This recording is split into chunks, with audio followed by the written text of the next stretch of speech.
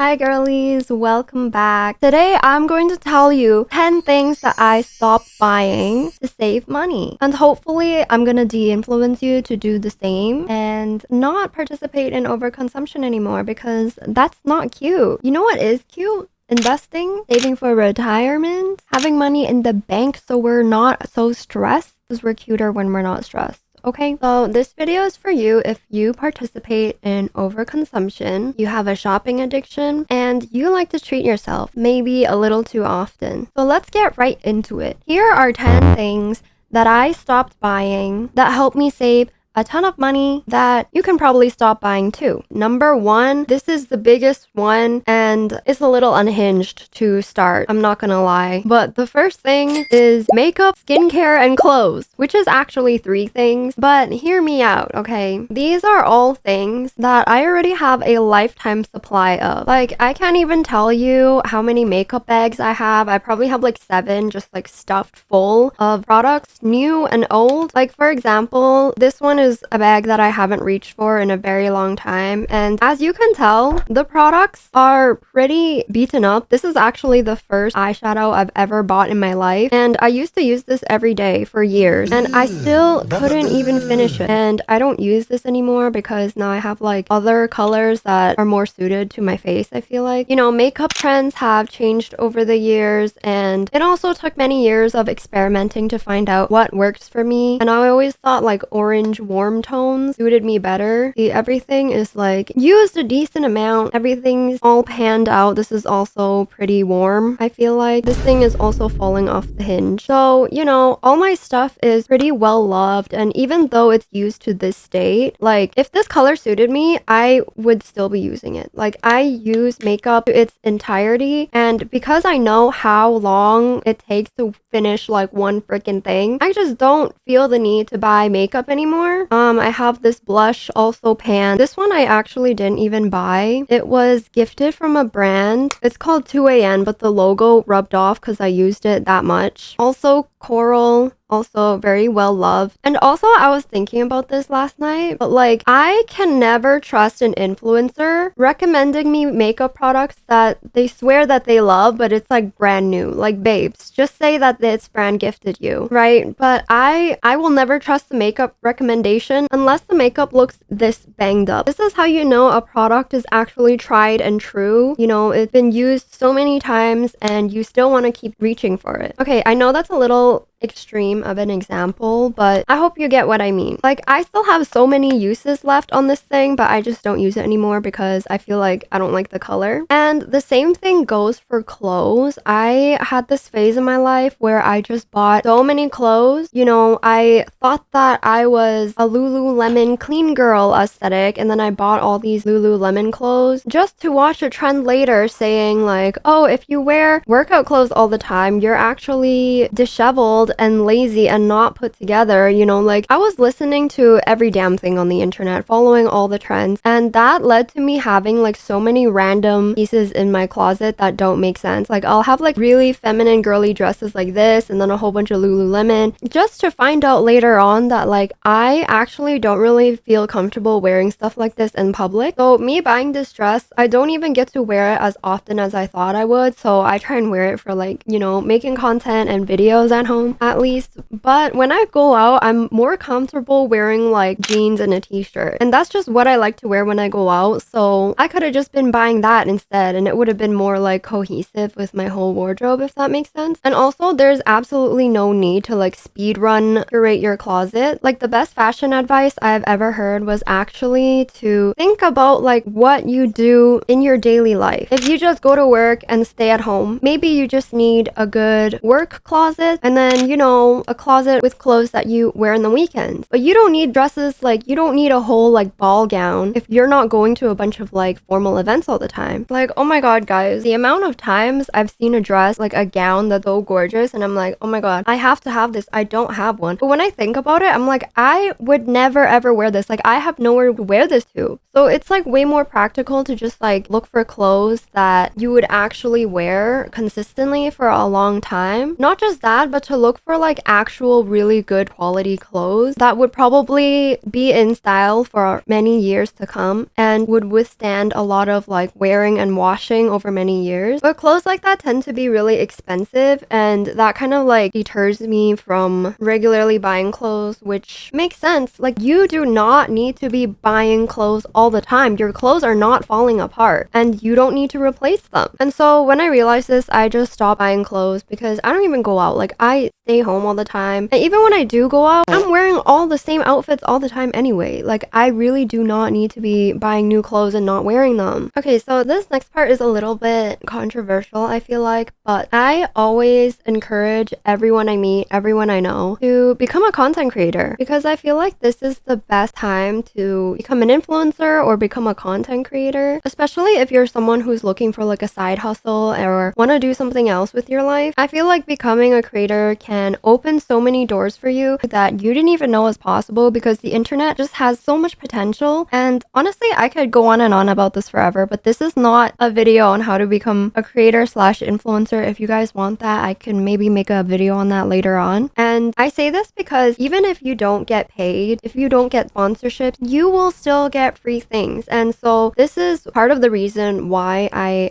actually haven't bought any makeup, any clothes, any skincare for so many years, is because I've been making content for a long time. And even though I don't make really nice makeup videos, like, I am not a beauty makeup influencer in any sense. And even when I try and do like get ready with me videos, makeup tutorials, it just doesn't look good. Like, I cannot compete with any other makeup or beauty influencer out there. Like, first of all, I have raging acne. I live in the basement. The lighting is just not great here. I don't know how they're doing all these angles and stuff. Like, the thing is though, you don't have to be a beauty or makeup influencer specifically for these brands to reach out to you anyway. Like, I have so many random ass brands reach out to me for all sorts of things just from being like a meme, you know, funny skit content creator over the years. So, you know, that might be something you want to do if you don't want to spend your money on these things, but you still want some. And before anyone comes at me about being a hypocrite for talking about overconsumption and, you know, criticizing influencers and all that, I'm not criticizing the influencers. I'm criticizing the lack of thinking we social media consumers exercise when we watch these type of influencer videos. At the end of the day, influencers are paid to promote products, services that companies offer, and they're really just doing their job. So don't come at me when you see me doing makeup videos like this. I got gifted, and whatever product I already have, I end up giving a lot of my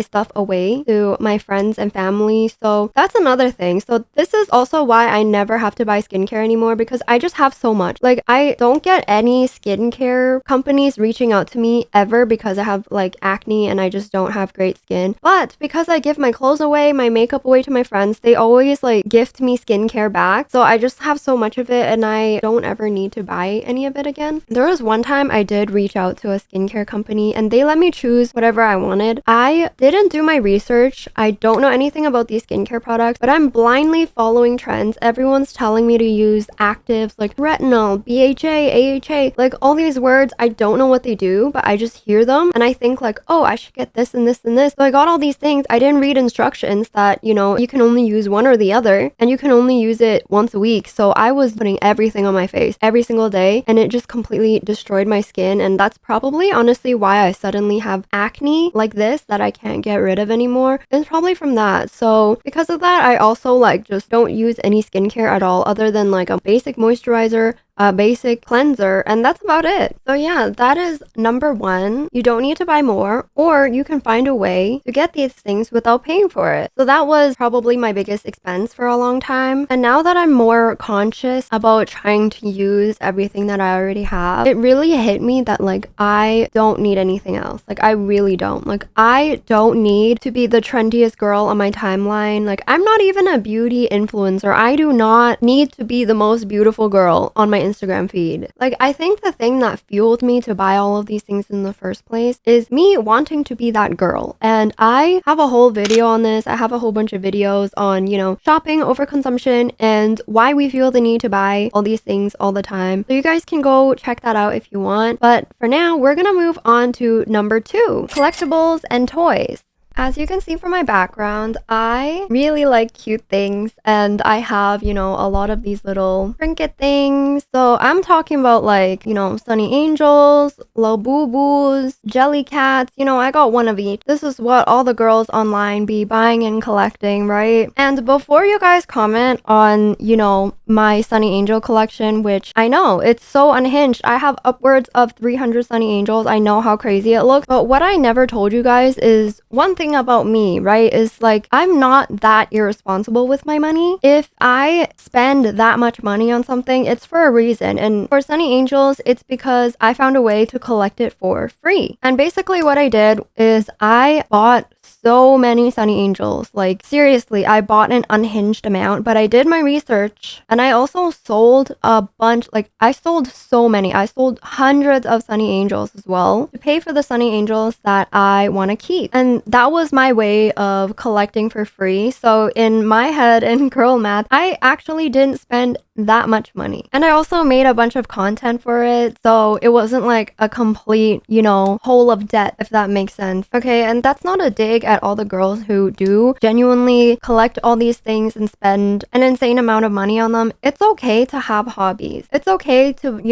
collect these things if it brings you joy, but you have to know what your limit is and you need to know what is an ethical amount to spend for yourself, okay? Don't be looking at other collectors who have everything in their collection. Like, you don't know what's going on. You don't know if they're like a trust fund baby and they can afford to collect like that, or if they're like me who have access to these things and can sell it and are selling it, So I actually didn't spend that much on it, but at the end of the day, like I still was spending money on it and I could keep collecting forever and ever and just say that, oh, like this is the only thing that I collect for myself. It's fine. But like I literally have so many, like I do not need anymore. Okay, so that's Sunny Angels. And just like with Sunny Angels, I'll buy one of each, to see what the vibe is like and if I can get on the hype, see if I can, make money or collect these for free somehow. But these ones didn't really make it for me, like Jellycat. I think they're extremely cute, but they're just so expensive. And I wouldn't really consider them a collectible because they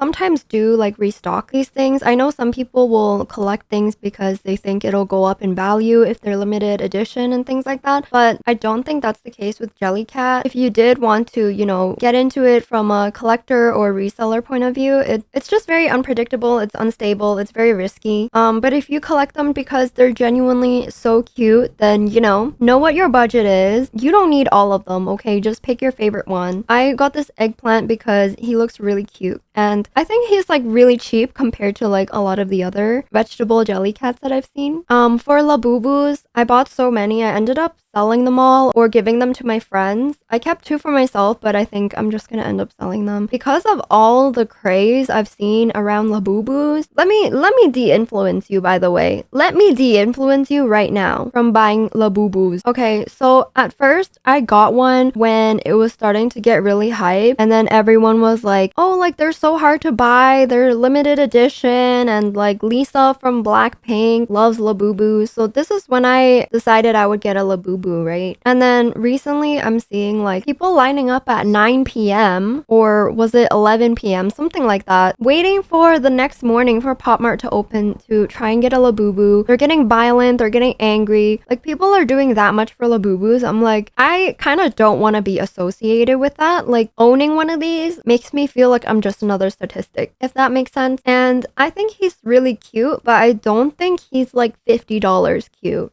So I think I'm gonna let him go just because of that, but mostly because honestly, I think this Molang is cuter. And I don't need this many like plush keychains. So yeah. Okay, so the third thing I stopped spending money on is games, and specifically games with gacha. This is really similar to a lot of this like Labu and Sunny Angel stuff, which is blind boxes. There's a inexpensive price tag on this box or this item in a game, and you don't know what you're gonna get. So you buy it and then it ends up being something you don't like. So you try your luck again and you roll again and again until you get the item you want. And after trying a bunch of times, it turns out you ended up spending a little more than you thought you were going to. I did end up like downloading some other games that do have gacha. Ironically, because I wanted to curb my spending habit and I didn't want to spend as much time scrolling TikTok and Instagram. So I downloaded these games, and then within these games, I would get really competitive. Like I would want to rank higher on the leaderboard, and then I would like buy all these items and like get buffs and stuff so I could rank higher on the leaderboard. And I end up spending like a ton of money on that. And girl, like I don't know if this relates to you, but if any of you guys play any games like that, you'll know what I'm talking about. It's so dangerous, and we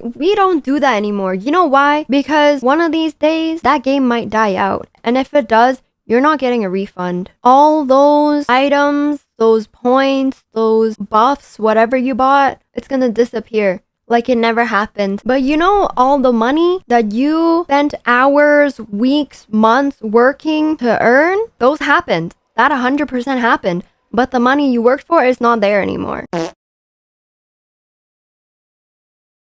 We can find free games, okay? It's fine to be a peasant on the game. Like, that's fine. I can live with that. Number 4 is Uber Eats, but also eating at a restaurant. So I feel like younger people, this one would be a little bit harder for you because that's how it was for me. Like when I was a teenager and also in my early 20s, I wanted to go out to eat all the time because outside food just tastes better than home food. Okay, like we can't argue that. And also when you're young, like there's so much food that you haven't tried. So it kind of makes sense like that you would really want to go out and try all these different foods. That's fine, but it's so expensive to eat out, like so expensive. And I'm talking about like eating at restaurants where it's cheaper than ordering Uber Eats. And I don't even want to get started with Uber Eats. Like I get it, those days when you don't want to get dressed and go out and look presentable and drive there or transit there to the restaurant and get your food. Like that's a lot of energy. I get it. It's a lot. But bro, like these food delivery apps are just so freaking expensive. I genuinely do not know how young people afford stuff like this because I can't. Like I feel like no matter how much money I make, I can't afford that. Like ain't no way. It's just so expensive, right? So I've adjusted to just eating stuff at home. So I used to just eat ingredients. Like I'm not even kidding. Like me and my boyfriend don't cook. We would just cook plain veggies, eat raw fruit, you know, boil an egg and eat stuff like that. I'm not saying like you have to do this, but you know, maybe you could for a little while to, you know, practice saving money. And also I realized that like there's so many benefits to that. Like it's so healthy. I won't, by the way, like I won't do this for like 3 meals of the day. Like I'll just eat ingredients for breakfast, right? And then I'll probably like make proper food for lunch and dinner and stuff. But like, you know, just doing that is just like so much healthier. You don't really have to like think too much. Like it doesn't take up too much brain juice. Like, oh, like what am I gonna cook today? It doesn't take too much time. And then also it kind of like resets your taste buds. I feel like I start to enjoy the taste of like broccoli, of tomato. Like when you eat something plain, like when you get used to eating plain things, you start to taste more flavors, if that makes sense. And then like eating seasoning and salt is just like a little too overwhelming, which is like not healthy for you anyways. Like all those fancy sauces that are processed, it's just not good for you anyway. And like getting used to eating like this, I find that I don't even want to eat like chips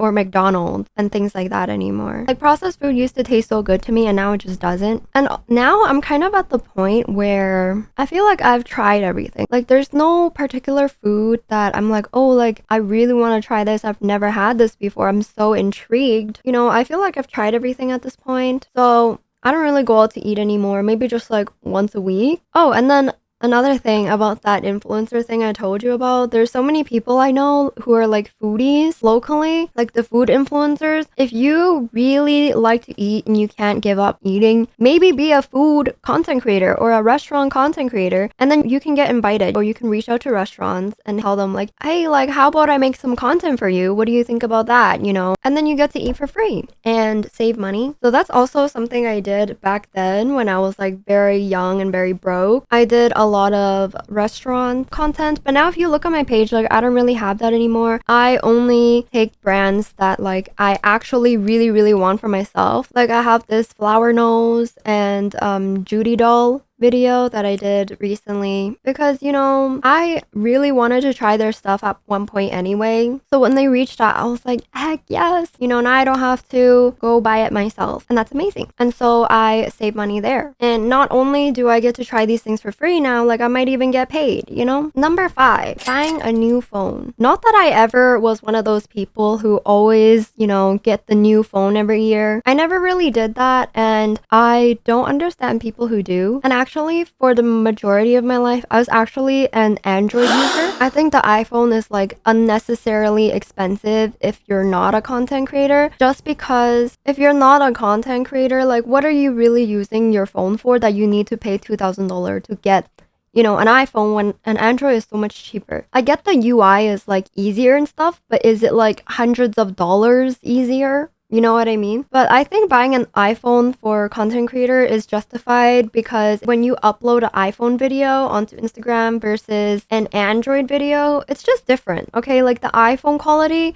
just looks so much better for some reason. I don't know if, you know, Meta and Apple are like this or something, but there has to be a reason for it, right? But other than that, I don't see the reason why we have to like overspend on our gadgets for unnecessary features that we don't even use. And I have I think this is the 14 Pro Max. And so my first iPhone I ever got was the 12 Pro Max. And honestly, I would still be using that today if my boyfriend didn't need a new phone. But I think he dropped his phone one day and it was raining like crazy and it just got like completely soaked. Like his phone just got completely destroyed, and then he needed a new phone. And because I was like trying to be a TikToker or whatever, I'm like, oh, here, take my phone so I can get, you know, a new phone with extra space and memory and gigabytes and all that. So I got the 14 Pro Max and I still use it to this day. I don't think I'm ever going to buy a new phone unless something happens to this phone or something happens to my boyfriend's phone. Probably just gonna keep this one, keep using this one. And that goes with all the other electronic stuff I have as well. You know, if it ain't broke, don't fix it, don't replace it. It's fine. You can still keep using it. But also, I think Apple has this feature where you can like trade in your old devices and then they give you like a discount for whatever you're buying next. So make sure to use that if you have an Apple device. Like you don't have to buy a brand new separate one. You can trade in and get a bit of a discount, save some money there. Number 6, lashes, nails, all these luxury beauty services. So I don't think I've ever mentioned on my channel before, but I'm actually a lash tech. Like I could very much get these services for free by just like reaching out to another lash tech or another nail tech and asking them like, hey, do you want to trade services? But number 1, like I just don't do these things because I am lazy. I don't have the time. If you've ever got lash extensions before, you'll know that it takes like 1 to 2 to 3 hours. You gotta lay there. Not to mention the time it takes to like commute to wherever your lash tech is. I do my nails at home. You know, I love getting my nails done, but again, the time is just like, it's too much for me. But also like my nails get very weak, and also my lashes. If you get lash extensions, your lashes will 1000% become weaker over time. So yeah, all of these things, like they're just not very good for your lashes and nails. And if you dye your hair or perm your hair, same thing as well. It's all chemicals. It's not good for you. So I just do like a clear coat at home. I just take care of my nails really well. So they look okay, and I'm okay with how they look. You know, like I'm not going anywhere. Even if I got my nails done, like nobody would see them except for like maybe the video, but I'm not going like this all the time. You guys aren't gonna see my hands anyway, so there's no reason for that. I'm also not staring at my nails all the time, and I would rather just have money in my pocket than, you know, spend my money and have nice nails to look at. But that's just me. The only thing I would say I spend my money on in terms of like beauty and services is a haircut. I'll get a haircut like once every year because I just like it very long, so I don't need to get haircuts too often. Maybe just like the bangs, which as you can tell, I haven't got a haircut in a while. Yeah, my hairstylist moved away, so I just haven't got one since. And like I'll do acupuncture here and there, but that's only because like my friend does it. Otherwise I probably wouldn't do it either. But that's more of like a health thing. So to me, that's okay. Lashes, nails, hair, that's all luxury. It's not necessity. So I don't feel the need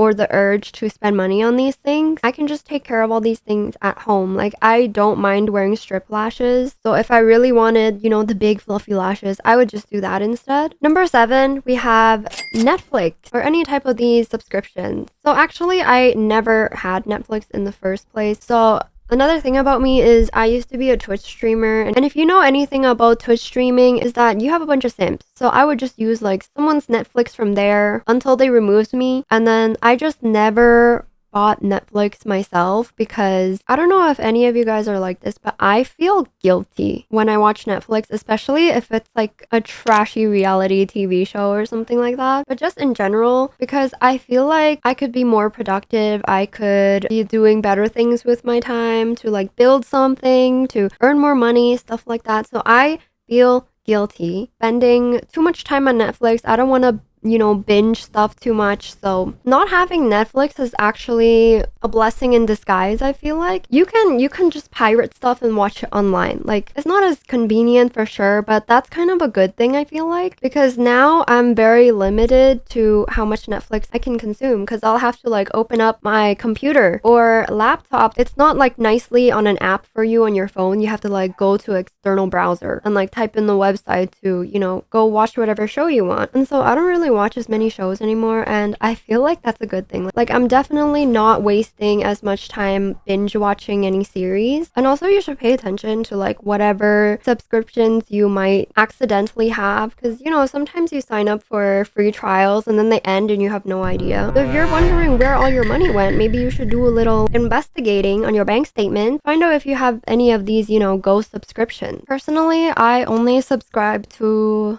Spotify, but that's because, like I said, I'm a lash tech, so I would like to have ad-free music for my clients. But if it were just me, if I wasn't a lash tech and, you know, I just wanted to listen to music, I don't mind listening to some ads. Number 8, we have coffee. I cannot give up coffee. Okay, even when people told me like drinking coffee every day might be the reason you have acne, I was like, okay, well, I guess I'll just have acne. For a long time, like, I would only drink Starbucks coffee because it just tasted so much better than home coffee, but I would still like try and save money doing that. So what I would do is like I would order like the largest size possible of whatever drink I wanted, and then I would ration that into 3 days because I don't need to drink that much coffee. I just need a little bit. Like, one large coffee could like last me literally 3 or 4 days, which is not like the best idea. Like, a lot of people look at me funny when I tell them that, because yes, like, it's kind of weird, and yes, on the 3rd day, the coffee doesn't taste as good because it's not fresh, okay? But Starbucks is just so freaking expensive, and I wasn't down to drink, you know, the dog water coffee that I was making at home. It just did not taste good at all. So my solution to that actually is that I just bought a better coffee machine. I bought all this stuff to make at home, and it pretty much solved that problem. So I exclusively drink coffee at home now. I have the Nespresso Virtual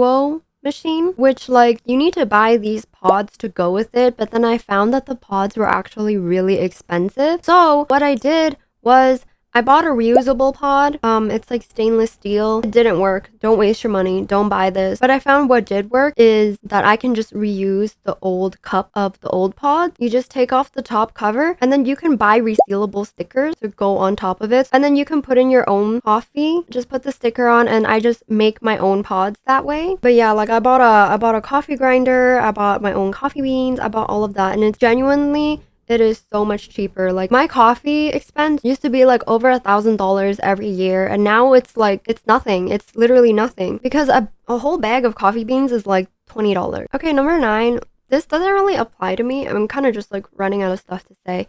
But I drive an old car, okay? So I have never ever driven a brand new car in my life. Well, that's a bit of a lie. I did get a new car before for like this car rental thing I did with my boyfriend for a little bit, but I never really considered that like my actual car, and I don't even drive it because I'm scared of driving SUVs. But I drive like a really old beat up car that's just like, it's in shambles. Like, it's literally held together in duct tape, and my windshield is like, oh my god, like, this thing's literally a hazard, and I don't recommend you doing this. I'm just letting you guys know, like, I am so extreme with everything that I do, okay? So don't listen to me, don't listen to me. You don't have to take it as far as I am, but I'm just letting you guys know like how serious I am about saving money and how serious I am about financial freedom. Okay, so for driving, I would say my only expense is really gas and insurance, and like not even oil change, because I should be changing my oil, but I haven't in a while.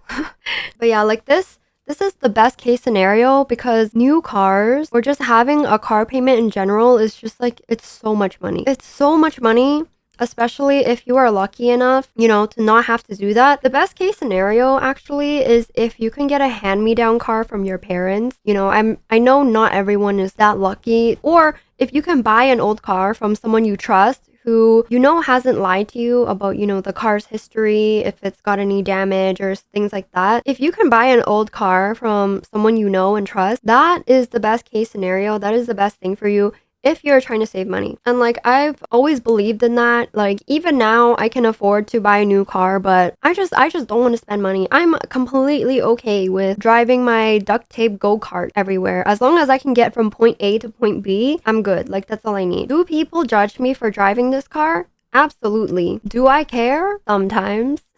But I think my heart would hurt more if I seeing my bank statement drop every month. So I'm okay. I'm okay with driving an old car. Also, if you end up hitting things and like bumping into curbs all the time, like I do, it's all good. Like there's no guilt. The car is already like, you know, it doesn't really get worse than this, so I don't feel bad at all. Okay, number 10, also because I ran out of things to say, is to remove shopping influences. Okay, so this is what worked for me. It might not work for everyone though, so definitely just put some thought into it and think about how you can get these results for yourself. And where I'm going with this is that I made this observation. This year, I spontaneously went to go meet up a bunch of my old friends, you know, to catch up and to see how they're doing and things like that. And then I noticed that like a lot of my friends, they're not my very close friends. I don't see them every day. I'll see them like maybe once every 2 or 3 years, something like that. And it's just very interesting to see like how everyone has changed. One common thing that I noticed, because they're all separate friends of mine, like no one knows each other type of thing. They're all in their own friend groups. And I noticed that all of them are so influenced by the people around them, right? Like forget social media. Like social media is already so powerful in influencing the masses. Like it got me. I was definitely very influenced by social media myself. But I found that these friends were very much influenced by